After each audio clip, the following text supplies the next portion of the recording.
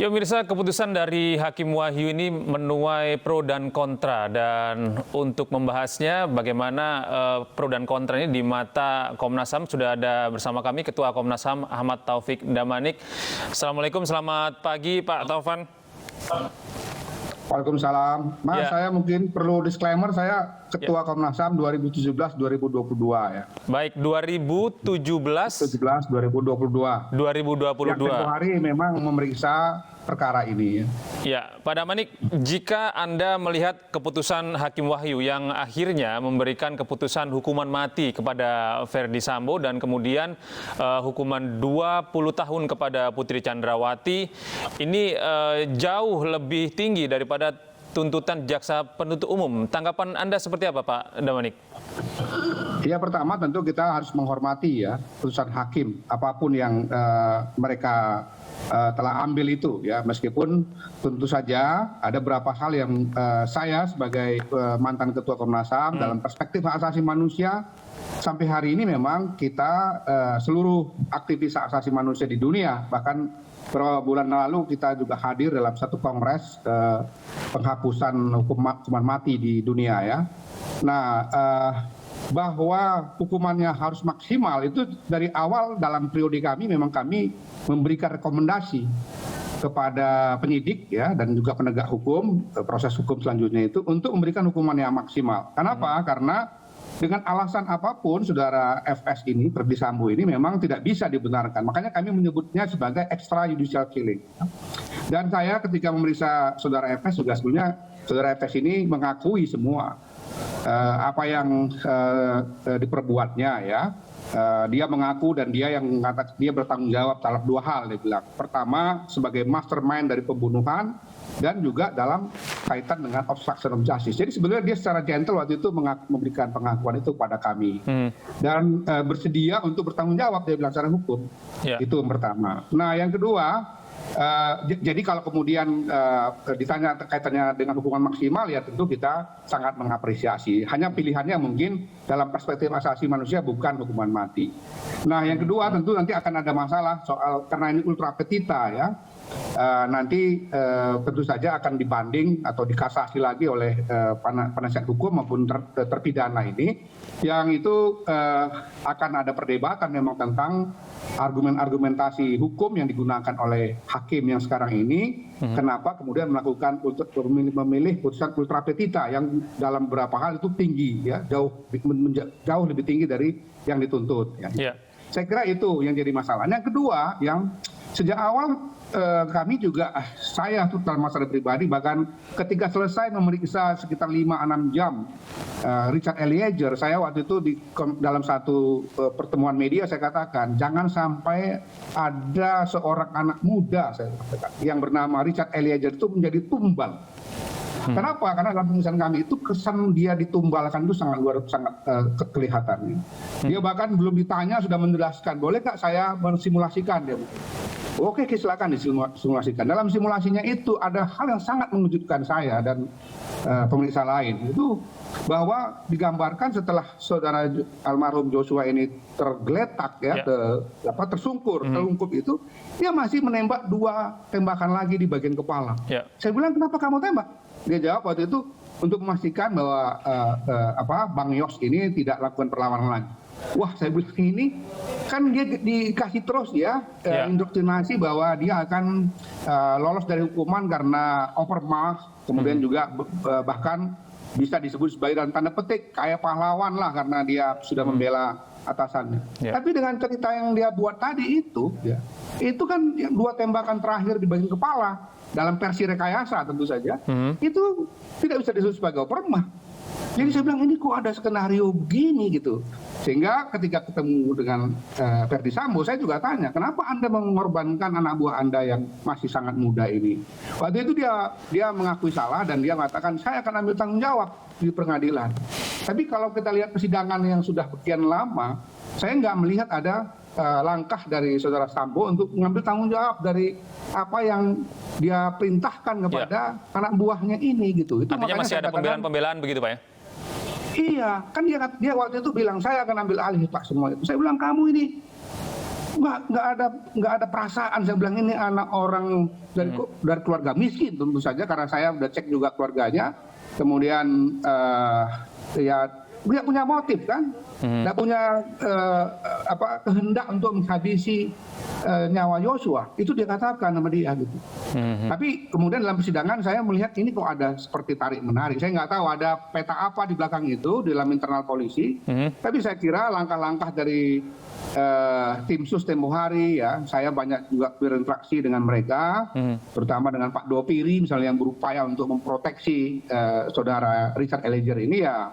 Mudah-mudahan nanti hakim pada kesempatan pagi ini akan memberikan satu keputusan yang terbaik buat saudara Eliezer. Walaupun kemarin saya melihat 4 terdakwa lain dipidana dengan konstruksi hukum yang dibangun seperti itu, agak cemas ya. Kenapa cemas? Saya lihat ini sepertinya hakim membuat kesimpulan ini collective crimes, kejahatan kolektif. Nah kalau kejahatan kolektif maka Richard Eliezer sulit nanti mendapat keringanan karena dia justru berperan lebih daripada saudara Kuat dan saudara Ricky Rizal.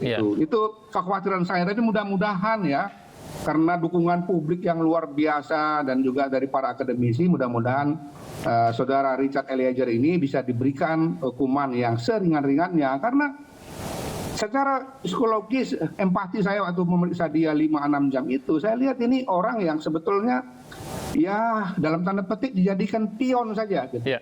Dan diindoktrinasi sedemikian rupa. Bahkan ada beberapa kesempatan saya saksikan sendiri masih diyakinkan itu oleh banyak, ada pihak-pihak tertentu lah ya, bukan Sambo tapi yang lain yang mengatakan jangan takut, kau nanti akan jadi pahlawan.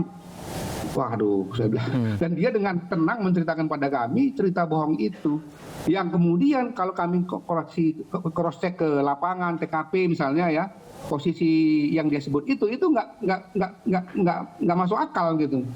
Ada tembak menembak dalam posisi seperti itu. Apalagi kemudian kita temukan bahwa dia bukan orang yang jago tembak. Dia pemanjat tebing, Mas. Sebagai pemanjat tebing, ahli senjata mengatakan orang yang pemanjat tebing itu jari-jarinya ini agak kaku ya. Jadi dia tidak masuk akal bisa tidak sangat terlatih begitu Pak ya. Bisa adu tembak dengan almarhum Joshua yang punya sertifikat penembak yang profesional begitu, dan lebih senior tentu saja dengan pendidikan yang juga lebih baik ya, karena ini kan tamtama yang satu, makanya itu pangkatnya Barada, satu lagi kan dari Secaba ya, tentara, dan dari segi pengalaman juga jauh lebih mumpuni dibandingkan saudara Richard. Jadi nggak masuk akal cerita itu dengan lokasi yang juga kami perhatikan di TKP tempo hari. Akhirnya dites itu. Dan benar, setelah dites dia ternyata dalam jarak 10 meter disuruh menembak, pelurunya nyangsang semua dengan Glock 17. Gitu ya. Jadi, nah itu Pak Daminik, ini menjadi menarik tadi keterangan Anda. Kita sedikit kembali ya, ada tarik menarik begitu Pak di dalam internal Polri ini terkait dengan perjalanan kasus ini ya hingga sekarang ya Pak ya. Nah, apakah nanti ini kan masih ada vonis seumur hidup, nanti kemudian ada banding begitu ya. Apakah ini nanti di proses banding ini akan juga berpengaruh Pak, akan ada keringanan segala macam terkait dengan ya ada dugaan kan tarik menarik dalam tubuh Polri sendiri Pak atas kasus Verdi Sambo ini. Ya mungkin sudah tidak kepada institusinya lagi ya, tapi dalam tanda petik saya katakan kelompok-kelompok. Itu saya dulu bicara secara intensif juga dengan Pak Mahfud MD, karena Pak Mahfud waktu itu berkali-kali koordinasi dengan kita, yang saya katakan ini di luar persoalan pembunuhan ini, Pak Mahfud, saya bilang ini ada persoalan lain, yaitu persoalan yang serius di internal kepolisian, dan itu memang harus dibenahi, tidak dalam waktu yang singkat, karena persoalannya sangat serius, ya, sangat banyak. Lihat aja misalnya penyidikan yang ada sekarang, masih banyak lubang-lubang yang menurut saya itu tidak menunjukkan satu kinerja. Mohon maaf saya katakan, misalnya sebagai contoh ya, apa benar alat-alat komunikasi itu tidak bisa di-recall ya, sehingga kemudian bisa diketahui apa pembicaraan dari masing-masing pihak. Nah, yang kami dapatkan dan yang kemudian dimunculkan di media di persidangan kan hanya seldamnya, hanya si A berkomunikasi pada si B, isinya apa Masa sih kalau misalnya alat komunikasinya dibuang itu tidak bisa diambil dari provider? Kan bisa gitu. Tapi itu tidak dimunculkan ya juga soal kemarin kan kalau kita lihat putusan hakim kan hakim tidak memastikan sebetulnya Ferdi Sambo nembak bagian mana, kemudian Richard nembak bagian yang mana begitu. Padahal kalau kita lihat posisi luka-luka tembakan di tubuh Yosua, itu mengindikasikan bahwa posisi yang menembak itu berada di berbagai tempat, itu tidak diurai dengan baik, sehingga tidak bisa dipastikan siapa sebetulnya yang menembak di bagian dada itu dan siapa yang menembak di bagian kepala, karena dokter forensik mengatakan kematian itu disebabkan tembakan yang di dada dan di kepala, karena itu yang paling fatal dan mematikan. Meskipun untuk yang di dada kan dikatakan oleh dokter Parah tempoh hari itu bisa butuh waktu 2-3 menit sampai kemudian orang meninggal. Kalau yang di kepala itu memang karena di batang otak dia langsung meninggal. Nah yang mana? Itu kan tidak diurai. Hakim kemarin hanya mengatakan bahwa 2 orang inilah yang menembak menyebabkan kematian. Begitu. Nah kalau ternyata misalnya itu dulu dibongkar, saudara Richard terbukti hanya menembak di bagian-bagian yang tidak vital atau tidak mengakibatkan kefatalan, kan sebetulnya itu juga bisa membantu meringankan hukumannya. Gitu.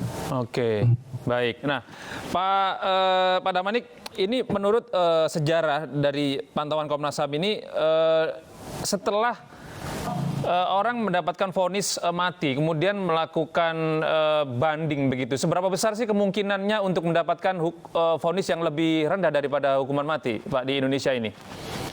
Ya tergantung ya. Pertama dari ya secara objektif misalnya alasan-alasan hukum yang dipakai oleh hakim pada tingkat pertama ini ya, yang dipimpin Pak Wahyu misalnya, itu bisa diyakini oleh hakim tingkat banding dan kasasi.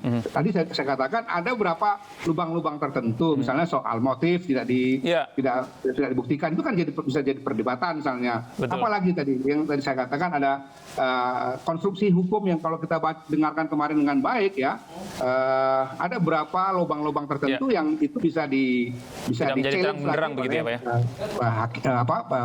Pengacara. Tetapi tentu kami kalau berangkat dari kesimpulan kami tempoh hari untuk saudara Ferdi Sambo memang harus diberikan hukuman yang maksimal karena berdasarkan bukti-bukti persidangan, bahkan pengakuannya sendiri ya, baik pada kami juga dia akui semua, saya yang menjadi otak lah gitu kurang lebih ya dari pembunuhan dan obstruction of justice. Nah di sidang obstruction of justice saya ikuti kan dia katakan itu semua bahwa ini semua anak adik-adik saya ini sebenarnya nggak tahu menahu, saya yang tanggung jawab, itu kan dia katakan. Jadi sebenarnya di satu sisi saudara Ferdi Sambo ini juga saya apresiasi karena dia cukup gentle ya. Cuman dalam persidangan kasus pembunuhan saya agak kaget ketika dia menyerang kesaksian atau posisi dari saudara Richard Eliezer yang itu berarti tidak sesuai dengan dulu yang dia janjikan ketika saya bertemu dan memeriksa beliau di Makobrimob. Dia katakan saya akan tanggung jawab terhadap saudara Richard Eliezer ini nanti di pengadilan Pak, akan saya ambil tanggung jawab. Karena terus terang saya cecar dia. Saya bilang Anda terlalu tega. Ya dalam bahasa lainnya kebangetan lah gitu ya. Ini anak muda, masa depannya masih luas, dari keluarga yang dalam tanda petik saya katakan keluarga miskin lah gitu ya. Orang tuanya kan seorang supir dan harapan dari keluarganya itu Anda tega sekali mengorbankan dia, menumbalkan dia. Dalam berbagai kesempatan saya katakan bahwa saya tidak bisa menerima satu kenyataan ada seorang anak muda yang namanya Richard Eliezer menjadi tumbal dalam kasus ini. Karena dia tidak punya motif apapun, mens reanya nggak ada, dia hubungannya baik-baik saja. Kan saya tanya banyak sekali tentang bagaimana hubungan dia dengan almarhum Joshua. Dia bilang itu ya memang kadang-kadang ada gaya lah gitu. Mungkin tipikalnya begitu. Tapi dia orang baik dia bilang. Iya, Pak Damanik, jika Anda tentu saja sudah berdialog begitu dengan FS maupun PC maupun Richard Eliezer dan Kuat Ma'ruf maupun Ricky Rizal begitu ya. Kalau Anda membandingkan antara ketika Anda berdialog atau mencari informasi, mengumpulkan informasi dari Ferdi Sambo dan Richard Eliezer, apakah Anda bisa membedakan begitu bagaimana secara psikologis mereka merespon setiap pertanyaan Anda dan menyikapi pertanyaan Anda? Ya, saya lebih paling banyak itu memang merisa Richard dan Ricky serta Ferdi Sambo. Saya tidak bertemu dengan PC. dengan PC ya, itu yang lain. Tapi dari keterangan-keterangan yang saya dapatkan, ya kalau FS memang dia belak-belakan. Dia bilang saya marah karena harkat martabat keluarga saya, diri saya dicederai, maka saya melakukan ini gitu. Dan dia mengakui semua bahwa dialah otaknya dari pembunuhan itu. Dia tidak secara spesifik mengatakan dia menembak atau tidak, tapi dia bilang saya paling bertanggung jawab. Obstruction of justice itu dia juga katakan dia paling bertanggung jawab. Ricky Rizal agak sedikit berbeda ya, memang kelihatan sangat hati-hati dalam menjelaskan dan macam-macam. Tapi juga tidak kelihatan punya satu motif ya sakit hati kah atau apakah sehingga harus menghabisi nyawa saudara Joshua. Begitu juga Ricky Rizal, Richard Eliezer dan Kuat Ma'ruf ya. Walau Kuat Ma'ruf kan susah untuk ditanyain karena ada faktor-faktor psikologis di mana kedekatan secara emosional terutama kepada saudara FS karena dia sudah ikut lama, sangat dekat dengan saudara FS itu gitu. Jadi dia memang lebih kepada kepatuhan kalau disuruh Loyalitas ya Pak ya. bicara A ya B ya B begitu.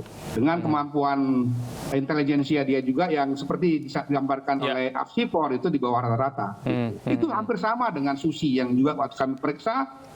Ya semua ya tergantung apa yang disampaikan atau diarahkan oleh FS maupun PC itu. Nah yang memang ruwet luar biasa itu adalah PC ya, karena sangat rumit ya, penjelasan dokter klinisnya menggambarkan begini dan yang lain-lain gitu. Sehingga waktu itu memang kita minta supaya didalami seluruh keterangannya itu dengan lie detector kah, dengan asesmen Apsipor dan lain-lain. Dan kita sudah lihat hakim ternyata lebih meyakini bahwa cerita itu ada cerita yang hasil rekayasa. Ya nanti kita lihatlah dalam banding dan kasasi bagaimana keputusan dari hakim yang lebih tinggi.